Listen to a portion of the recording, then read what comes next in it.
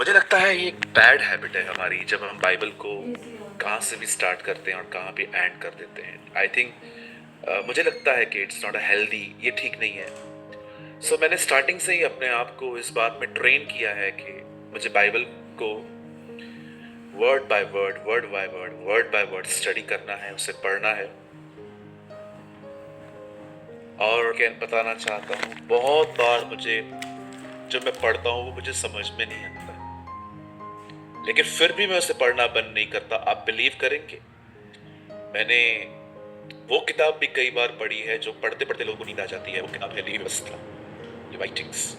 बहुत सारे लोग जब उस किताब को खोलते हैं, गुर्दा अलग कर, झिल्ली अलग कर, खून अलग कर, ये अलग कर, वो अलग कर, और लोग परेशान से हो जाते हैं। यार बंद कर यार, ये क्या है? ये बाइबल है, मटन की दुकान है। तो जब हम मैंने मैंने कंप्लीट किया, ट्रस्ट मी। आप जानते हो मैं इब्रानियों की पत्री क्यों समझ पाया? क्योंकि मैं लेवी व्यवस्था को पूरा पढ़ा। इतना कुछ इब्रानियों में लिखा है कि मंदिर के अंदर क्या था, तंबू के अंदर क्या था, और लेवी व्यवस्था एक एक चीज की डिटेल देती है। चलो, मैं आपको नहीं कह रहा हूं कि आप भी ये करो, लेकिन मैं आपको एक बात कहना चाहता हूं, बाइबल को बीच बीच में से पढ़ना बंद कर दो, स्टॉप करो, and start Bible from chapter by chapter. और मैं आपको बताना चाहता हूं, आज मेरा मॉर्निंग में जो चैप्टर आज पढ़ने के लिए आया वो था 1 सैमुएल, पहला शमूएल। और एक चीज मैंने उसमें देखी जो मुझे लगा मैं आप लोगों के साथ शेयर करूंगा, छोटी सी, और उसके बाद मैं आप लोगों को खुदा का कलाम बताऊं। आप जानते हैं, मैं एक रूम में हूं जहां पर सोने के लिए बेड है, पीछे एक काउच है, मैं जहां बैठा हूं यहाँ एक टेबल है जहां पर मैंने पूरा जूम का सेटअप लगाया है। यहाँ पर एक स्टडी टेबल है, वहाँ वॉशरूम है, एक छोटी सी फ्रिज भी इन्होंने मुझे दे के रखी है, टीवी दी है जो मैंने कभी किसी होटल में नहीं चलाई है आज तक, और ठंडा करने के लिए इनके पास एक एयर कंडीशन भी इन्होंने मुझे दी है। मैं एक रूम में। आप जानते हैं, जब बाइबल कहती है जब सैमुएल पैदा होता है तब वो एक घर में था। सब चीजें होती हैं ये घर में आजकल, मोस्ट ऑफ। कुछ लोग के पास नहीं भी होती है, कोई बात नहीं, लेकिन हम देखते हैं घर एक कंफर्ट है। आप घर रेस्ट करने जाते हैं। लेकिन एक दिन जब सैमुएल 5 या 6 साल का हुआ, जब उसकी माँ उसे खुदा के घर में देकर आई, मैं हैरान इस बात पे था कि जब वो अपने बेटे को खुदा के घर में दे रही थी, क्योंकि उसने खुदा के लिए ही वो लड़का मांगा था। आप जानते हो, सैमुएल ने उसे एक बार भी ये नहीं कहा, माँ आप मुझे छोड़ जा रहे हो, माँ आप मुझसे मिलने आओगे। मैंने देखा है जब बच्चे माँ बाप से अलग होते हैं, दोनों डिप्रेशन में आ जाते हैं। वहां बच्चा डिप्रेशन में या माँ परेशान है। पर एक ऐसी माँ थी जो अपने बच्चे को खुदा के घर में दे रही थी, और उसके बच्चे ने भी एक बार जिद नहीं की कि माँ ऐसे न कर, मुझे मत छोड़, मेरा मन तो घर में ही लगता है। और मैंने ये भी देखा, जहां वो रहता था वहां सब कुछ था, लेकिन खुदा के घर में, परमेश्वर के घर में, लिखा है वो फ्लोर पे सोता था। मैं आपसे एक सवाल पूछना चाहता हूं, कैसे तैयार किया उसने अपने बच्चे को इस तरह? आजकल आपने बच्चे देखे, मैं सबकी बात नहीं कर रहा, आजकल के बच्चे सारा दिन गेम्स खेलते हैं, पबजी खेलते हैं, बगैर कार्टून देखे उनको खाना हजम नहीं होता। आपने देखा है आज के बच्चे और उस बच्चे के अंदर, आज के बच्चे बहुत डिफरेंट हैं। आज के बच्चे, माँ उन्हें कुछ भी नहीं बोलती, क्योंकि एक ही मेरा लाल और मेरा काला, मेरा पीला है। सबकी एक ही लैंग्वेज है, मेरा एक ही है, एक ही है, एक ही है। और बहनों को तो आपको पता ही है, एक ही पापा की परी है ना? सब बोलते ना, ये पापा की परी है। मुझे समझ में नहीं आता है बहनों, आप पापा की परी हो, हम कौन है? हम माँ के मगरमच्छ हैं। मुझे बताइए। आजकल मैंने देखा है, इवन मैंने एक अमेजिंग बात देखी आज, एक और बच्चे के बारे में मैंने बाइबल में पढ़ा। जब अब्राहम को परमेश्वर कहता है इसहाक को बलिदान कर, मैं ये देख रहा था जब वो इसहाक को बांध रहा होगा, इसहाक ने एक बार भी नहीं कहा प्लीज पप्पा ऐसे मत करो। वो वहां से भागा भी नहीं। मैं सोच रहा था कैसे हन्ना ने अपने बच्चे को तैयार किया होगा। मुझे पता है उसने कैसे तैयार किया होगा, मैं आपको बताता हूं, बड़े ध्यान से सुने। आई बिलीव उसे बचपन से उसे एक बात बार बार कही होगी, तू पैदा मेरे घर में हुआ है लेकिन तू है खुदा का, और एक दिन तुझे वहीं जाना होगा। आप जानते हैं ये काम तब तक नहीं हो सकते जब तक आप किसी का माइंड सेट न करें। मैं आप में से हर एक को कहना चाहता हूं, हन्ना की बातों ने सैमुअल को तैयार किया था। मैं एक बात जानता हूं, मैं परमेश्वर के लिए तैयार नहीं हो सकता जब तक मैं परमेश्वर को सुनना न सीखूं एवरी सिंगल डे। मैं आप में से हर एक को आज इनकरेज करना चाहता हूं, जो लोग सिर्फ मीटिंग अटेंड करते हैं लेकिन प्रभु का वचन ध्यान से नहीं सुनते, जो लोग सिर्फ मीटिंग सुनते हैं, यू नो यहाँ पर तो ऑनेस्टली कहूँ कुछ कुछ तो बैड स्पिरिट के लोग भी आते हैं। बैड स्पिरिट समझते हैं, वो सिर्फ आप में से गलतियां निकालने के लिए, आपकी चीजों को अलग वे से लेने के लिए। मैंने एक मैसेज रिसीव किया इन दिनों में, एक्चुअली मैंने नहीं, चर्च के नंबर पे एक मैसेज आया जहाँ पर एक बंदे ने, रिसेंटली एक मीटिंग कैंसिल हुई थी तो उनका एक मैसेज आया कि जब करते नहीं हो मीटिंग तो हम लोग को वेट क्यों करवाते। दीज टाइप ऑफ वर्ड्स मैं समझ नहीं पा रहा था, अगर एक पर्सन को इन सभाओं को अटेंड करने के बाद भी इतना गुस्सा आ रहा है तो इन लोगों ने इन सभाओं में आके सीखा क्या लर्न की। मैंने इनको कोई रिप्लाई नहीं किया, बट मुझे बहुत दुख हुआ। मैं सोच रहा था कि प्रभु ऐसे भी लोग हैं हमारे पास। मुझे तो लग रहा था जूम फैमिली एक बहुत अच्छी फैमिली है, लेकिन मैं सबकी बात नहीं कर रहा हूँ, लेकिन यहाँ पर भी ऐसे लोग हैं जिनको इतना गुस्सा आता है इन सभाओं को में आने के बाद भी। तब परमेश्वर ने मुझे एक बात कही, मुझे कहा खुदा ने, तुझे पता है वो कौन से लोग होते हैं जो मेरे पास भी आके ब्लेस्ड नहीं हो पाते, आशीषित नहीं हो पाते। मैंने कहा प्रभु कौन से लोग? वे जो मुझे छोड़ हर एक को सुनते हैं। आप जानते हैं आज कौन से लोग हैं जो परमेश्वर में आने के बाद भी आशीषित नहीं हो पाते, बदल नहीं पाते? उसका एक कारण ये है, वे परमेश्वर को छोड़ हर एक की सुन। इवन आपको चर्च में भी ऐसे लोग मिलेंगे जो परमेश्वर के वचन को नहीं सुनते, वो जाते हैं, रीतियां है ना जी, ये परंपरा है उनका जाना, इसमें कोई बड़ी बात नहीं है। आपको पता है पहले हम कहीं और जाते थे, अब कहीं और जाते हैं। हमने खुदा बदला है जी, मन कहाँ बदला है? हमें से बहुत सारे लोग यहाँ हो सकते हैं जिन्होंने परमेश्वर को बदला है, पर जिंदगी बिल्कुल वैसी ही है जैसे पहली थी, हो सकता है उससे भी खराब। आज मैं आपको इनकरेज करना चाहता हूँ, आप में से जितने भी लोग इवन जो नोट्स बनाते हैं लेकिन उसको ध्यान से सुनते नहीं हैं, अगर आप नोट्स बना रहे हो बहुत अच्छी बात है, बनाओ, लेकिन उससे भी इम्पोर्टेंट ये है वो चीजें आपके कैरेक्टर में दिखाई दें, सिर्फ कॉपीज में नहीं। ऐसा हो सकता है कि जो बातें आप लिख रहे हो, मेरी तरह ये देखिए, हो सकता है आप भी मेरी तरह नोट्स बनाने वाले पर्सन, पर परमेश्वर उसकी बातें सिर्फ कॉपीज में लिखी हुई, नोटबुक्स में लिखी हुई नहीं देखना चाहता, वो आपके स्वभाव में देखना चाहता है। एक छोटा सा वचन मैं आपके साथ आज बांट रहा हूं, और शायद मैं 10 मिनट में सभा पूरी कर दूंगा, क्योंकि उसके बाद मुझे शाम की सभा की तैयारी करनी है। मुझे सिर्फ आपके 10 मिनट चाहिए। मैं चाहता हूं आप मेरे साथ एक वचन खोलें। Open your Bible with me, the book of genesis, उत्पत्ति की किताब 22वां अध्याय। मैं पढ़ रहा हूं आपके लिए 22 का 2 वचन। यहां लिखा है,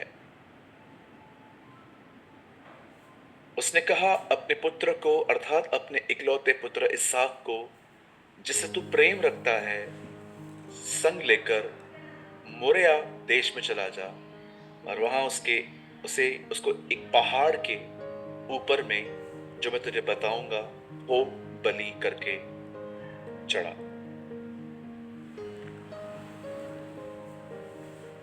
मैं चाहता हूं आप सब सामने देखें। प्लीज, मैं बहुत छोटा सा वर्ड शेयर कर रहा हूं और मैं चाहता हूं आप सामने देखें। ओके, दोनों आईडी फुल हो गई।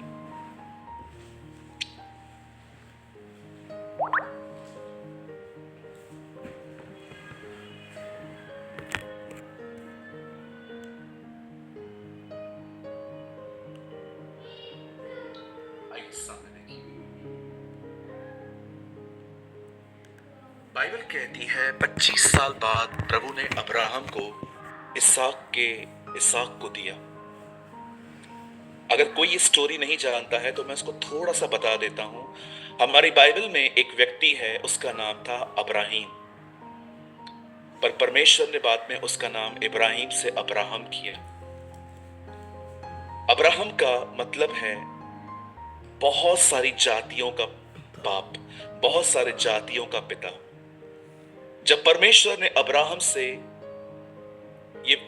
जब परमेश्वर ने उसको इब्राहिम से अब्राहम कहा, जातियों का पिता, उस समय अब्राहम के पास कोई संतान नहीं थी और वो 25 के थे। बाइबल कहती है वो ऊर नामक देश में रहते थे। ऊर इराक में आता है, बगदाद के बिल्कुल पास में। और खुदा का पाक कलाम कहता है कि जब अब्राहम को परमेश्वर ने ये प्रॉमिस किया कि वो उसे एक संतान देंगे, हम सभी जानते हैं कि 25 साल बाद परमेश्वर ने अब्राहम को एक संतान दी, एक बेटा दिया, उसको मेल दिया।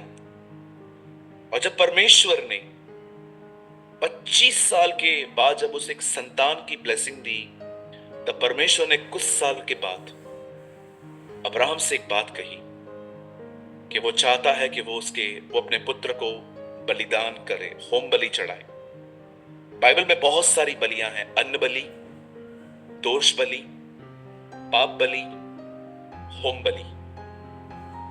सब जो बलियां हैं उसमें सबसे डेंजर होम बलि है। होम बलि में सैक्रिफाइस को मार के, बलिदान को खत्म करके उसको काटना पड़ता था पीसेस में और उसके बाद उसे जला दिया जाता था। अब परमेश्वर अब्राहम को अपने बेटे के लिए होम बलि करने के लिए कह रहा है। इसका मतलब इसे उठा, इसे मार और इसे जला। इसलिए आप देखते होंगे जब अब्राहम पहाड़ पे जा रहा था मारने के लिए, उसके हाथ में छुरी भी थी, उसके हाथ में आग भी थी और उसके पास उसने अपने पुत्र को ये नहीं बताया था कि वही बलिदान है। पहाड़ पे जाते हुए उसने उससे पूछा भी था कि पप्पा, हमारे पास सब कुछ है लेकिन बलिदान कौन है? तब उसने वहां पर भी उसको ये नहीं बताया। उसने उससे कहा, तू चल, परमेश्वर आप उपाय करेगा। आप जानते हो, जब परमेश्वर अब्राहम को कहते हैं अपने पुत्र को मार, तब परमेश्वर उसे प्लेस का नाम बताते हैं। उस प्लेस का नाम है मोराया। आप जानते हो, जिस पहाड़ पर परमेश्वर ने उसे मारने के लिए कहा था, पर्टिकुलर वो जो पहाड़ था वो एक प्लेस पे था जिसका नाम था मोराया। अब देखिए, हम सभी जानते हैं कि अब्राहम को परमेश्वर ने ये जरूर कहा कि उसे मार, लेकिन परमेश्वर ने उसका बेटा लिया नहीं। अब देखिए, पूरे इतिहास में यहूदियों में 2 लोग बड़े फेमस हैं, 2 सबसे ज्यादा फेमस हैं। एक और है लेकिन ये उससे भी ज्यादा है। एक बहुत फेमस है, वो है अब्राहम। यीशु ने ये नहीं कहा कि इससे पहले कि आदम उत्पन्न हो उससे पहले मैं हूं। उसने कहा इससे पहले कि अब्राहम हो उससे पहले मैं हूं, क्योंकि ये अब्राहम को बहुत वैल्यू देते हैं। इवन यूहन्ना बपतिस्मा दाता ने उन्हें क्या कहा, यह ना समझो कि परमेश्वर कि तुम अब्राहम की संतान हो, पर याद रखना परमेश्वर पत्थरों से भी उसकी संतानें पैदा कर सकता है। ये अब्राहम को बहुत इज्जत देते हैं। और दूसरा, वे सबसे ज्यादा आदर करते हैं बादशाहों में, उसका नाम है दाऊद, किंग डेविड। अब देखिए, दाऊद के पुत्र का नाम सुलेमान है और अब्राहम के पुत्र का नाम इसहाक है। अब इसहाक को एक पहाड़ पे बलिदान करने के लिए कहा गया, पर ऐसा हुआ नहीं। और अब सालों के बाद जब दाऊद आता है, तब परमेश्वर दाऊद के पुत्र को कहता है तू मंदिर बना। और देखिए, मंदिर बनाने के लिए उसे क्या कहता है। मेरे साथ खोलिए सेकंड इतिहास 3 अध्याय। Open your Bible with me, the second Chronicle chapter 3। सब खोलिए 2 इतिहास 3 अध्याय। अब देखिए परमेश्वर उसे किस जगह पे कहता है कि अपने के मंदिर बना। एक के कहा गया है उसे वहां मार। अब देखो दूसरे के बेटे को क्या कहा गया है, सुलेमान को, जो दाऊद का बेटा है। प्रभु से कह रहा है कि मेरा मंदिर बना, पर मंदिर बनाना कहां है, ये देखिए सेकंड इतिहास 3 अध्याय। Open your Bible with me, the second Chronicle chapter 3 और 3 का 1 में देखिए क्या लिखा है। तब सुलेमान ने यरूशलेम में मोराया पहाड़ पर उसी स्थान पे यहोवा का भवन बनाना चाहा, जिसे उसके पिता दाऊद के दर्शन पाकर यबूसी योआन और खलियान में तैयार किया था। अब मुझे एक बात बताइए, प्लीज सामने देखिए। इसहाक कहां बलिदान हो रहा था? मोराया। अब मंदिर कहां बन रहा है? सेम उसी प्लेस पे। कुछ समझ में आ रहा है?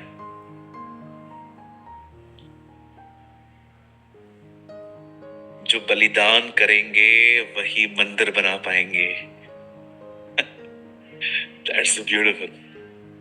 आप चाहते हैं कि परमेश्वर आपके द्वारा कुछ करे, लर्न टू सैक्रिफाइस।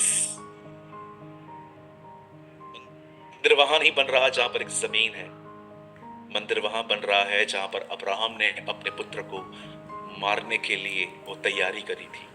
मैं कुछ समझाना चाहता हूं, बड़े ध्यान से सुनिए, बस मुझे 2 मिनट चाहिए।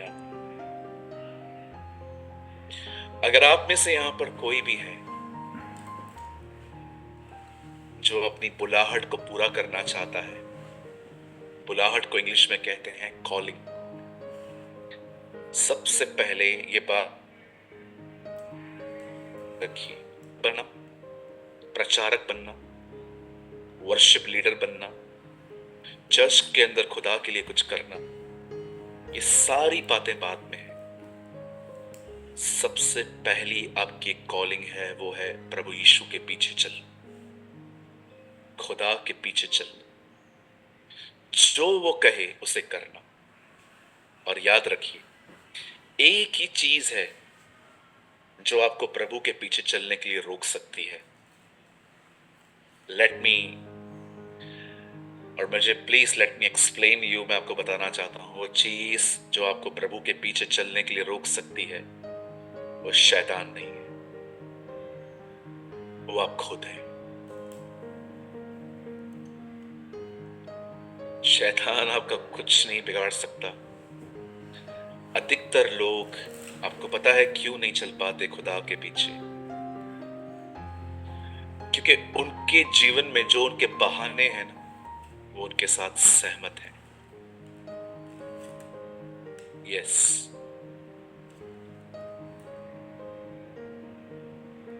रात को सोने से पहले परमेश्वर आपको कहता है, सुबह उठ, जल्दी उठ और प्रेयर कर। और आपके दिमाग में ख्याल आता है, मैं थोड़ी जल्दी उठ सकता हूं, और आप एग्री हो जाते, हाँ यार सही तो बात है। आप देख रहे हैं कौन आपको रोक रहा है प्रभु के पीछे चलने की? आपका खुद का बदन। कई बार आप देखिए, आप में से बहुत से लोग हैं जो प्रभु के पीछे इसलिए नहीं चल पाते क्योंकि आप खुद के साथ सहमत हो जाते। आपको शैतान कहता है तू कमजोर है, आप मान लेते हो। आपका बदन कहता है तू वीक है, आप मान लेते हो। आप विश्वास कीजिए, जब बाइबल कहती है ना, जो कोई मेरे पीछे आना चाहे अपना इनकार करे, ये इनकार करना कुछ और नहीं है, ये स्वयं को हराना है, ये खुद को लड़ना है। मुझे एक बात बताइए, अगर आप खुद को नहीं हरा सकते, how can you defeat devil? आप शैतान को कैसे हराओगे? मुझे बताएं। अगर आप अपनी नींद को नहीं हरा सकते, आप अपने अधिक खाने की हैबिट को नहीं हरा सकते, आप अपनी वो जुबान जो चुप नहीं करती है, आप उसको नहीं हरा सकते, आप कैसे, मुझे बताइए, कैसे आप शैतान को हराएंगे? कुछ समय पहले मुझे परमेश्वर ने एक नीति वचन दिया, मुझे परमेश्वर ने एक विजडम भरा वर्ड दिया। मुझे परमेश्वर ने एक बात कही, सूरज, ये बात याद रख, अगर कोई तेरा दोस्त है और वो तुझे अपने सीक्रेट्स बताता है और आगे चल के तेरी दोस्ती उसके साथ खत्म हो जाती है, तो भी उसके सीक्रेट्स को किसी को शेयर न करना।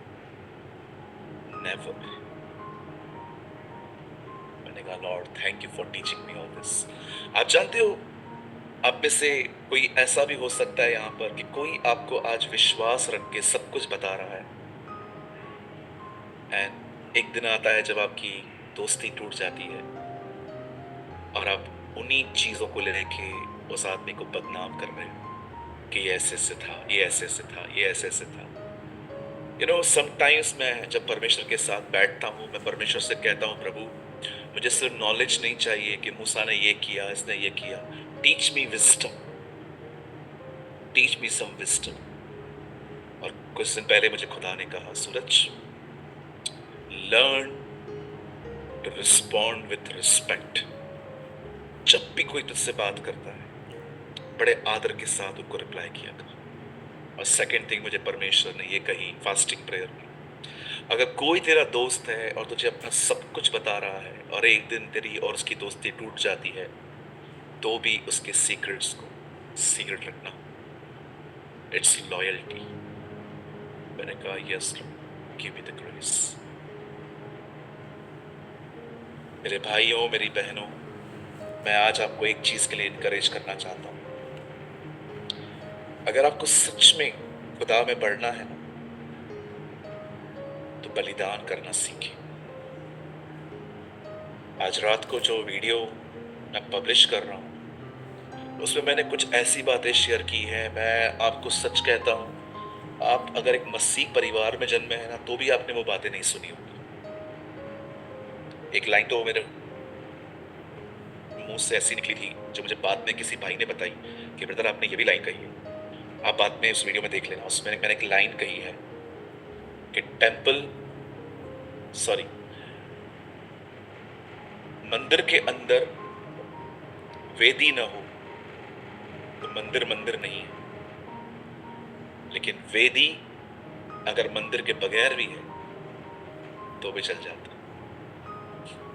अब आराम से रात को इन बातों को पढ़ना, सुनना, समझना। लेकिन मैं आपको बंद करने से पहले फिर से कहना चाहता हूं, अपनी लेजीनेस, अपने अधिक सोचने की आदत, अपनी आंखें, आपका शरीर, ये जो आपका हमारा जो ये ढांचा है, इसमें कई प्रकार की लड़ाइयां होती है।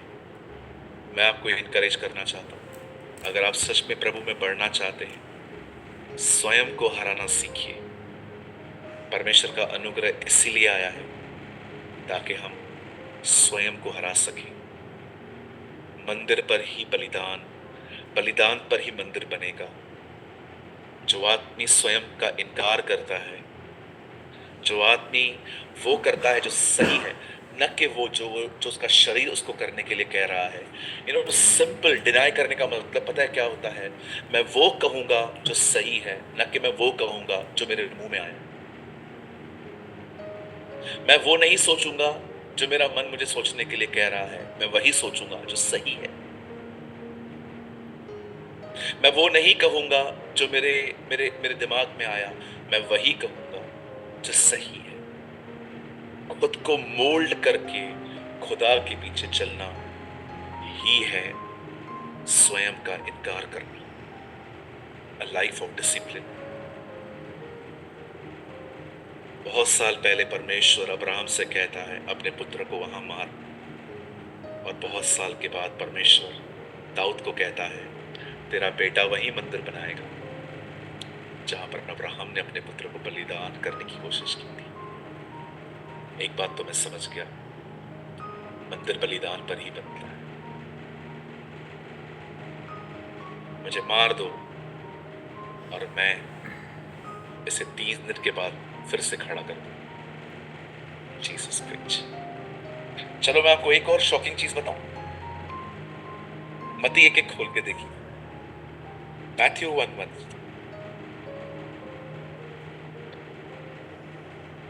It's more shocking.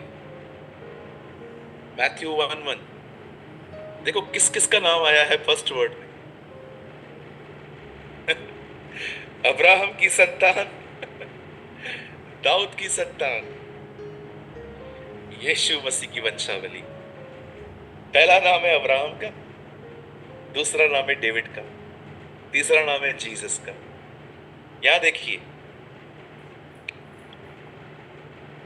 जो बलिदान करेगा वही मंदिर बनाएगा, और मंदिर का नाम है Jesus. That is more beautiful. इतना मजा आता है जब पवित्र आत्मा आपके लिए चीजों को ओपन करता है। ओ तीनों एक साथ खड़े हैं ये तो। जैसे 40 डेज की फास्टिंग वाले बाइबल में एक साथ खड़े थे। मूसा ने 40 दिन फास्टिंग की थी, एलिया ने फास्टिंग की थी, जीसस ने भी फास्टिंग की थी। आपने देखा वो जब जब जब पर्वत पे यीशु मसीह गए, ये तीनों एक साथ खड़े थे 40 डेज वाले। वैसे यहां देख रहे हैं सैक्रिफाइस करने वाले भी साथ खड़े। खुदा आपको बहुत बरकत दे। मैं संदेश को यही कंप्लीट कर रहा हूं। मैं फिर से कहता हूं बंद करने से पहले, यदि कोई मेरे पीछे आना चाहे तो अपना क्रूस उठाए और स्वयं का इनकार करे। आमीन। स्वर्गीय पिता, मैं धन्यवाद करता हूं आज के लिए कि आपने हमें आज एक ब्यूटीफुल नॉलेज दिया, how we build the temple. बलिदान पर ही मंदिर बनते हैं। धन्यवाद प्रभु इन बातों के लिए। सारे भाइयों को, सारी बहनों को आप आशीष दें। हम वो लोग न बने खुदा जिसका जैसे मन चाहिए वैसे जिंदगी जिए। अब वो करें जो आपके कलाम में लिखा है, चाहे तकलीफ हो चाहे दुख हो, पर हम वही करें जो सही है, क्योंकि तेरे कलाम में भी यही लिखा है। बेटा होने पर भी तूने दुख उठा उठा कर आज्ञा मानना सीखा था। Help us to carry your cross. हमारा क्रूस उठाने में आप हमारी मदद करें। महिमा आदर आपको देते हुए प्रार्थना यीशु के नाम में मांगते हैं। आमीन।